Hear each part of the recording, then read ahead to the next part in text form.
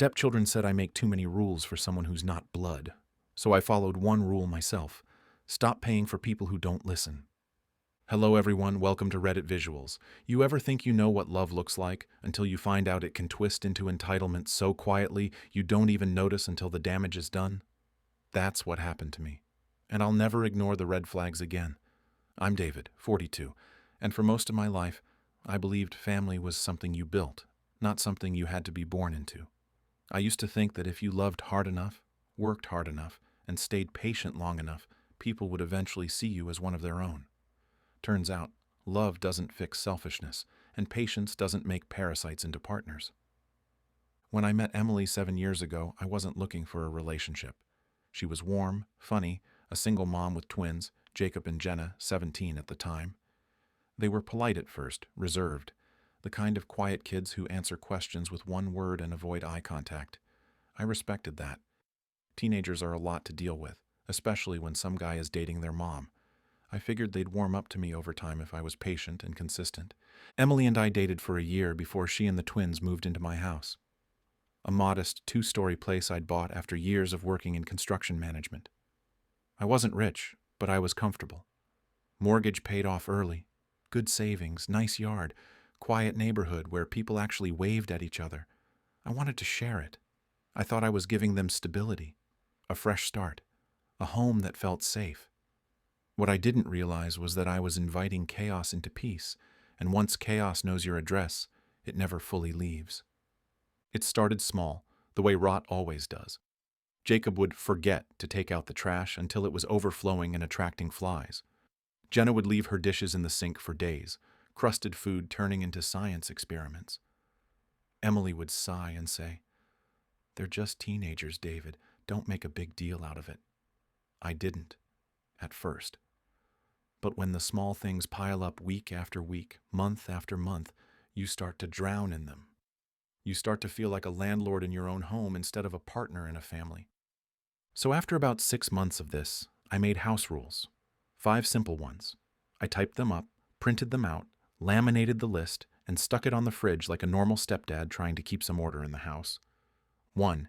Everyone cleans up after themselves. 2. No phones at the dinner table. 3. Curfew at 10 on school nights, midnight on weekends. 4. Ask before bringing friends over. 5. Respect everyone's space and belongings. That's it. Nothing crazy, nothing unreasonable. These were the same rules my parents had for me growing up, and I turned out fine. But you'd think I'd handed them a prisoner handbook from Alcatraz. Jenna rolled her eyes so hard I thought they'd get stuck. Jacob muttered under his breath, loud enough for me to hear, "You're not even blood. You can't tell us what to do." Emily laughed awkwardly, that nervous laugh people do when they know something's wrong but don't want to address it. "They're just being dramatic, honey." But she didn't correct them. She didn't say a single word to back me up. And that silence? That silence told me everything I needed to know about where I stood in this family hierarchy. Over the next few months, they started pushing, testing boundaries like scientists running experiments. Coming home at 11, then 11:30, then midnight, always with some excuse about losing track of time or their phone dying, ignoring chores completely, blasting music at 1 in the morning on a Tuesday when I had to be on a job site at 6. Once I came home from a long day dealing with permit issues and found Jacob's friends in my living room, 5 of them, eating an entire party-sized pizza they'd ordered on my credit card and playing video games on my 70-inch TV with the volume cranked. No one had asked. No one had even texted.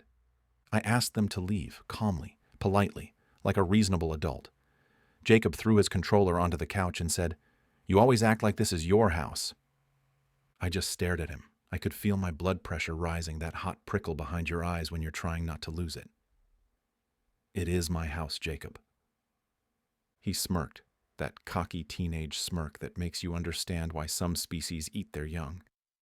"Not for long. Mom says when you guys get married, it's ours too. Community property or whatever." I didn't respond, because if I had responded in that moment, I would have said something I couldn't take back, something that would have blown the whole thing up right there. So I just nodded, turned around, and went to my room. That night, I couldn't sleep. I lay there staring at the ceiling fan going in circles And I realized something that made my chest tight. My home didn't feel like mine anymore. It felt like I was intruding in my own space, like I was the guest who'd overstayed his welcome. A few days later, I sat Emily down after the twins went to bed and told her we needed to get on the same page about discipline. She sighed like I was ruining her evening, like I'd just asked her to help me move furniture. They're good kids, David. They just need time to adjust. It's only been 6 months. I said, time? Emily, they need consequences. They need to know that actions have results. I'm not asking you to be a drill sergeant. I'm asking you to be a parent. She stood up, her face getting that defensive look I'd started to recognize. You can't just run this house like a boot camp. They're kids, not soldiers. They're 18 now, Emily. Legal adults. And they're disrespectful. Not just to me, to you, to this house, to everything we're trying to build here. And they're learning that it's okay because you never correct them. Your silence is teaching them that I don't matter. That's when she said it. The line that flipped a switch in me, the line that I replay in my head sometimes when I'm questioning whether I did the right thing.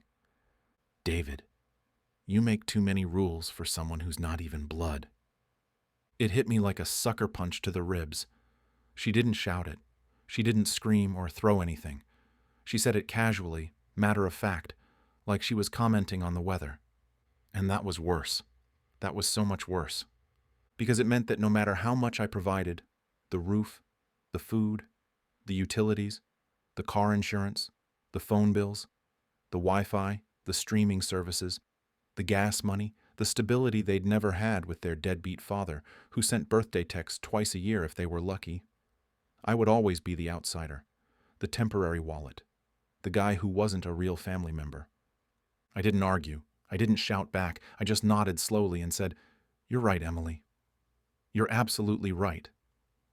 That was the last normal night they ever had in my house. The next morning, I woke up with a clarity I hadn't felt in months. I followed one rule, my own. Stop paying for people who don't listen. I started quietly, methodically, like I was managing a construction project. I called the internet company and canceled the Wi-Fi.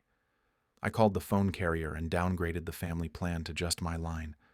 I went online and closed the joint grocery account I'd set up so Emily could buy food for the family. I changed the Netflix password, the Hulu password, the Disney Plus password, all of it. Within 2 days, the complaints began rolling in like a flood. "David, the Wi-Fi's out!" Jenna yelled from upstairs, her voice sharp with that teenage indignation that sounds like the world is personally victimizing her. "I know," I said calmly, not looking up from my coffee. "I canceled it." She came downstairs, her face confused, like I'd just told her gravity stopped working. "Why would you do that?" "Because I pay for it," I said.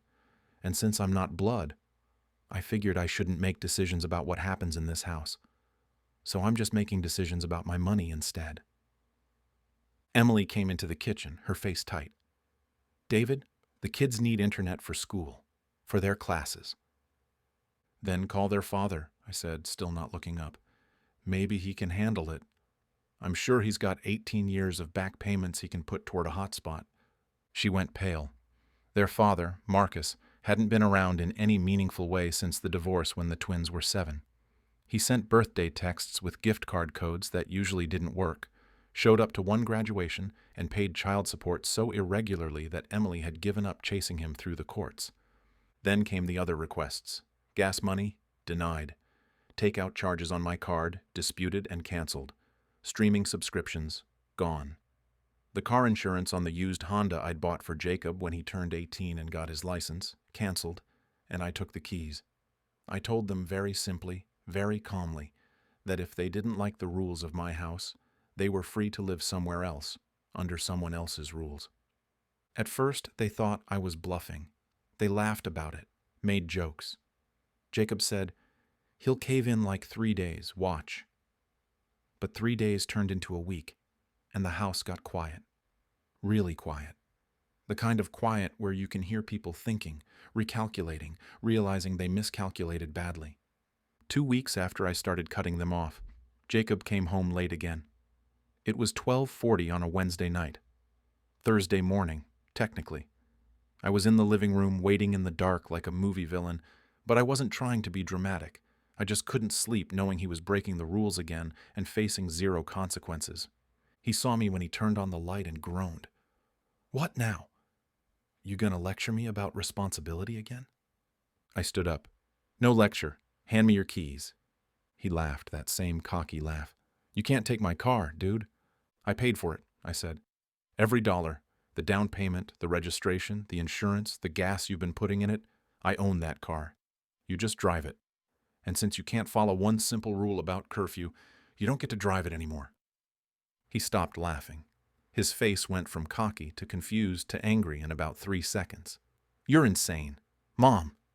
Emily came rushing downstairs in her robe. "David, what's going on?" "Jacob broke curfew again. I'm taking the car." "You can't do that," she said, her voice rising. "Watch me." I walked outside, got in the Honda, and drove it straight to a storage unit I'd rented that afternoon specifically for this moment. I parked it, locked it, pocketed the keys, and took an Uber back home. The whole thing took 40 minutes.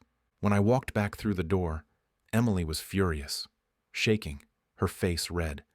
"You can't treat my kids like this. You're being controlling. You're being abusive." I stopped and looked at her, really looked at her. "They're not kids, Emily. They're 18.